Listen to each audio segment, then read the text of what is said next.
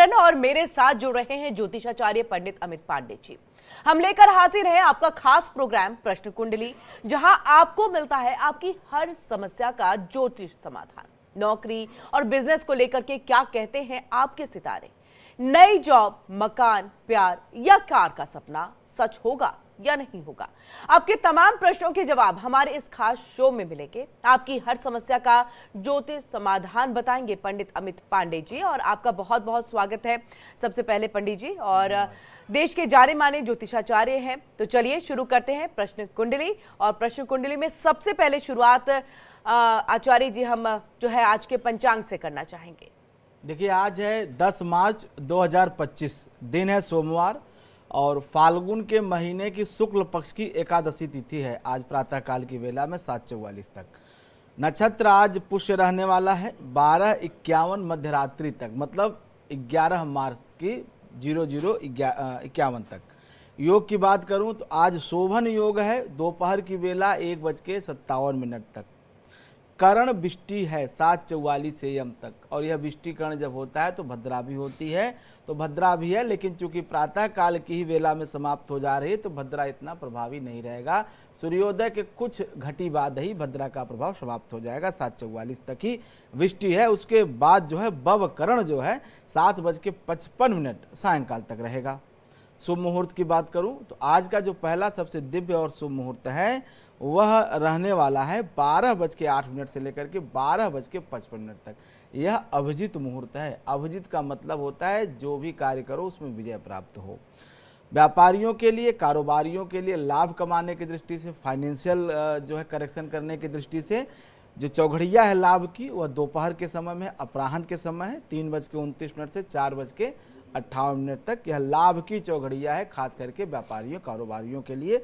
कोई भी व्यापारिक निर्णय लेना है तो यह समय बहुत अच्छा है। जो भी आप डॉक्यूमेंटेशन करेंगे, सिग्नेचर आदि करेंगे, डील करेंगे, इस समय का आज जरूर आप चुनाव करें, इससे जरूर आपकी व्यापारिक उन्नति और वृद्धि होगी जी। राहु काल की बात करें तो आज का जो राहु काल समय, जो निषेध काल है, वो प्रातः काल की ही बेला में। जैसा कि आज सोमवार है तो प्रातः काल 8:05 से लेकर के 9:34 तक का जो समय है, यह राहु काल का निषेध काल है। यात्रा या नया काम करने से बचना चाहिए।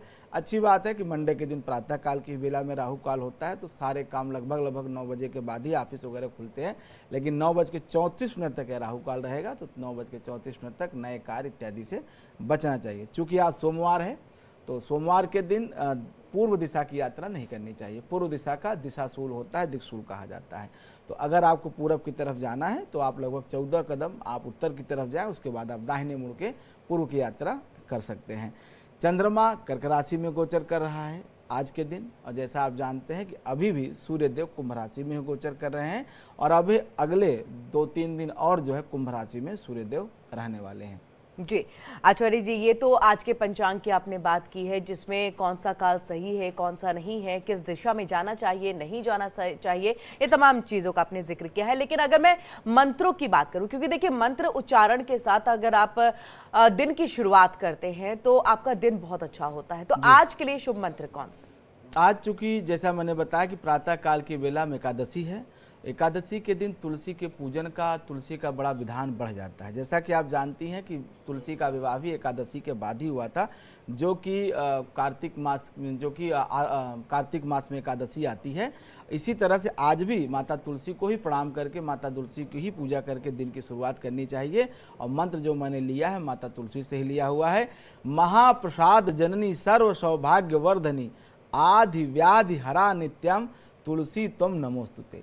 कहा जाता है आधि व्याधि हरा नित्यम। आधि मतलब जो आपके शारीरिक जो है जो कष्ट हैं, व्याधि मतलब होता है कि ऐसी व्याधियां जो दिखाई न दें, जो प्राकृतिक न होकर के आपके कहीं ना कहीं ग्रहों की वजह से, कहीं ना कहीं ऐसी चीज़ें जो आप अपने जीवन में उम्मीद नहीं करते हैं, जिसको विपत्ति कहते हैं, उसे संस्कृत में व्याधि कहते हैं। आधि व्याधि हरा नित्यम।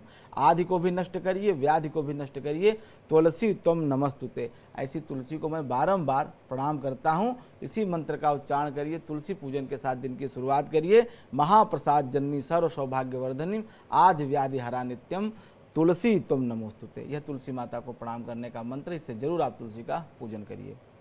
और इसी के साथ उपाय भी हम आपसे जानना चाहेंगे। अगर कोई कष्ट है तो किस तरह के उपाय मंत्रोच्चारण के साथ साथ जो है अपनाने की जरूरत होती है, इसके लिए क्या आप बताएंगे आचार्य जी? देखिए, जैसा मंत्र मैंने बताया तो उपाय भी तुलसी से ही जुड़ा हुआ है। आज के दिन सायंकाल के समय आप जब सूर्योदय और सूर्यास्त का जो सूर्यास्त और रात्रि का जो एक कालखंड होता है 24-25 मिनट का, जब गोधूली वेला इसे कहा जाता है, उस सूर्यास्त के समय तुलसी के पौधे को जल देना चाहिए। और जल देते समय जो मैंने मंत्र बोला है, महाप्रसाद जननी सर्व सौभाग्यदायिनी आदि व्याधि हरा नित्यम तुलसी तुम नमस्ते, ऐसा मंत्र बोलते हुए तुलसी को जल आज जरूर दें। चूँकि आज एकादशी है, इससे तुलसी पूजन से जरूर लाभ मिलेगा और तुलसी सब प्रकार के आदि व्याधि को हरने वाली होगी जी। और इसी के साथ वास्तु टिप्स, जिसका इंतजार हमारे दर्शक, हमारे व्यूअर्स जो है वो भी बहुत करते हैं कि वास्तु टिप्स आज क्या होना चाहिए, आचार्य जी क्या बताएंगे? देखिए, आज वास्तु टिप्स मैंने उनके लिए लिखा है जो फैक्ट्रियां चलाते हैं, जो कोई प्रोडक्शन हाउस चलाते हैं, किसी तरह की वो प्रोडक्ट को बनाते हैं। जो लोग प्रोडक्ट बनाते हैं उनके प्रोडक्ट की वृद्धि कैसे हो, उनका तैयार माल कैसे आसानी से बिक जाए, कच्चे माल की आपूर्ति में दिक्कत ना हो, इन विषय को ध्यान में रखते हुए आज का वास्तु टिप्स मैंने लिखा है। करना क्या है, वायव्य कोण। वायव्य कोण का मतलब होता है पश्चिम और उत्तर के कोने को वायव्य कोण कहा जाता है। तो जो आपका तैयार माल है, जो आपका प्रोडक्ट बन के बिकने के लिए मार्केट में जाने के लिए रखा है, उसे आप उत्तर पश्चिम के कोने में रखें। और जो कच्चा माल है, मतलब जिसके बाद आपको नए प्रोडक्ट बनाने हैं, वो कच्चा माल और रॉ मटेरियल जो है वह नैऋत्य कोण। नैऋत्य कोण का मतलब होता है दक्षिण और पश्चिम के कोने से लेकर के ईशान कोण की तरफ, उत्तर और पूर्व कोने के बीच में उसको फैला के रखना चाहिए। यहाँ रखने से कभी कच्चे माल की आपूर्ति में कमी नहीं आती है, पीछे से आपको हमेशा कच्चा माल मिलता रहेगा। वायव्य कोण में अगर आप तैयार माल रखेंगे तो कहीं ना कहीं आपकी कभी भी बिक्री बंद नहीं होगी, फाइनेंशियल प्रॉब्लम आपको नहीं आएगी। ये फैक्ट्री चलाने वाले, इंडस्ट्री चलाने वालों को अगर इस तरह से अपने फैक्ट्री और अपने इंडस्ट्री की डिजाइन रचना करेंगे तो उन्हें कभी भी आर्थिक मंदी का सामना नहीं करना पड़ेगा। जी, तो ये वास्तु टिप्स जो खास तौर से किसी तरह का प्रोडक्ट और उसका उत्पादन करते हैं उनके लिए है कि किस तरह से आप दिशाओं को अपनाएं और बेहतर बनाएं अपने व्यवसाय को भी। इसी के साथ आचार्य जी, लगातार दर्शकों के जुड़ने का सिलसिला जो है वो अब से शुरू हो रहा है, लेकिन उससे पहले, क्योंकि आज बहुत ही एक महत्वपूर्ण दिन है हिंदू धर्म के अनुसार अगर देखा जाए, क्योंकि एकादशी है जिसे आमलकी एकादशी भी कहा जाता है। हम चाहेंगे कि आमलकी एकादशी, रंगभरी एकादशी को आप थोड़ा सा यहाँ पर बताएं और पूजा अर्चना कैसी होनी चाहिए इसके बारे में भी बताएं। देखिए, जितनी भी तिथियां हैं किरण जी, प्रतिपदा से लेकर के पूर्णिमा और एक अमावस्या, इन तिथियों को कहीं न कहीं एक देवताओं के साथ इनका संबंध जोड़ा गया है